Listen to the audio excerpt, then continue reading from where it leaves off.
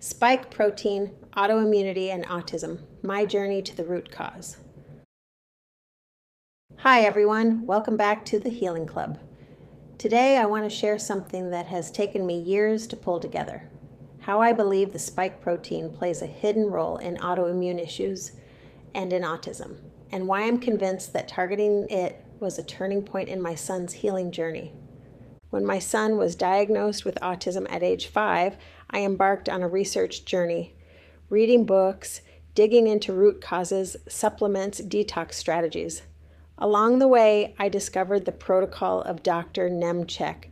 He emphasized olive oil, DHA, prebiotics, but interestingly, not probiotics, because he observed in his patients that probiotics sometimes triggered intense pain or stiffness, almost arthritis-like reactions.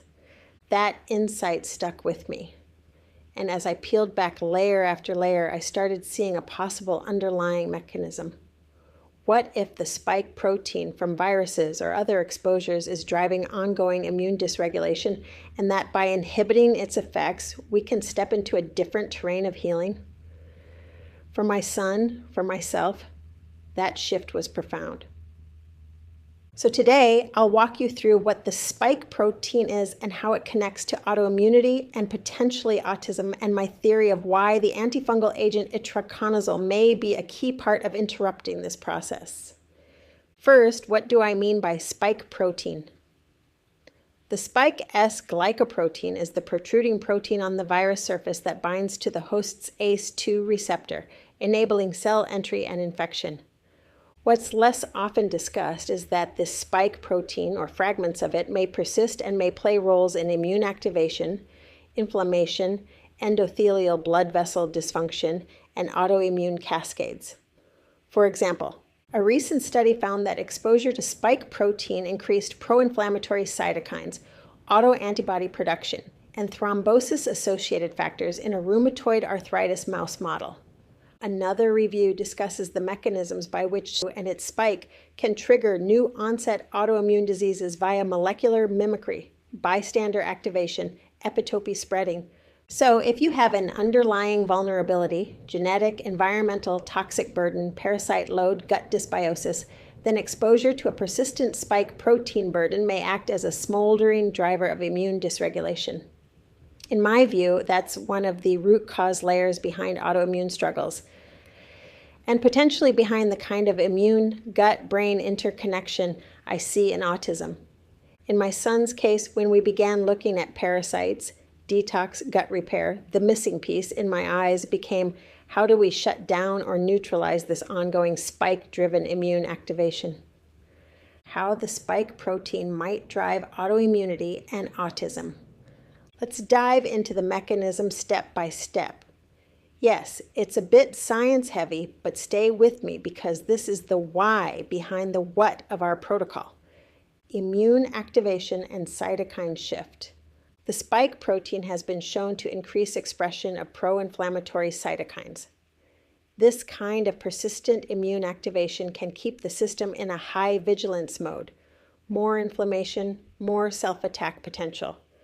This means the immune system may start reacting not just to the spike, but to human tissue antigens that look similar, contributing to autoimmune disease.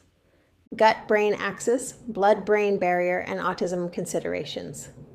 In autism and autoimmune brain disorders, there is growing focus on how gut dysbiosis, leaky gut, systemic inflammation, immune activation, and neuroimmune communication all interplay.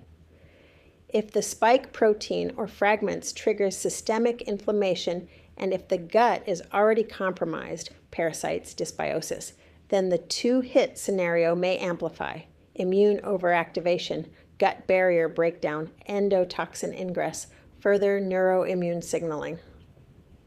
In this sense, for children with autism, who often present with gut issues, immune irregularities, sensory immune brain links, the spike-driven immune activation may exacerbate existing vulnerabilities, even if the spike origin is viral, vaccine, or other exposure. The role of efflux pumps and detox pathways. Now here's where I tie in my research around efflux pumps, such as the MDR1 gene, coding for P-glycoprotein.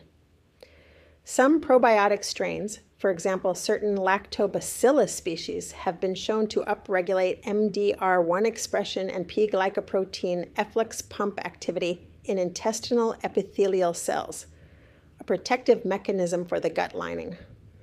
However, in some healing protocols, the introduction of probiotics triggered arthritis-like stiffness or pains in patients, possibly due to sudden shifts in transport/efflux dynamics and immune activation. In parallel, the antifungal azole drug Itraconazole is well documented as a P-glycoprotein inhibitor and a CYP3A4 inhibitor. My hypothesis: by inhibiting P-glycoprotein and CYP3A4, Itraconazole may influence both intestinal and systemic clearance efflux of immune-activating compounds, including spike fragments, toxins, plasmatic immune complexes. In other words, it may slow down or modulate efflux so that the immune system doesn't get the continual barrage of foreign spikes plus self-targets, triggering immune overdrive. It also may enhance intracellular accumulation of beneficial compounds or modulate detox pathways.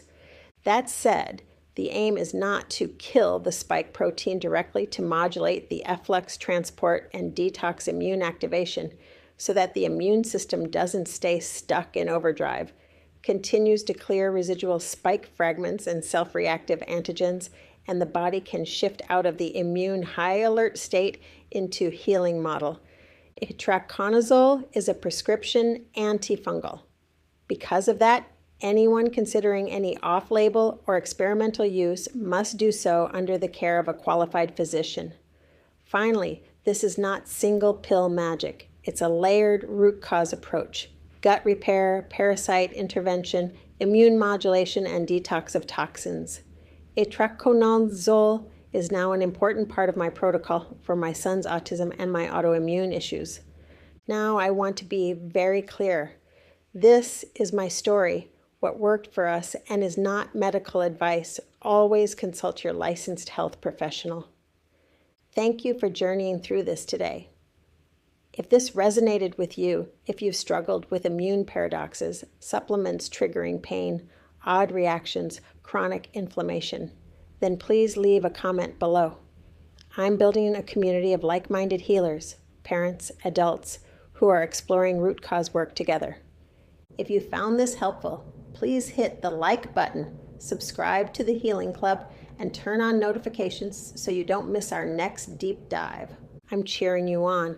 Until next time, be well, dig deep, and remember, root cause healing equals real change.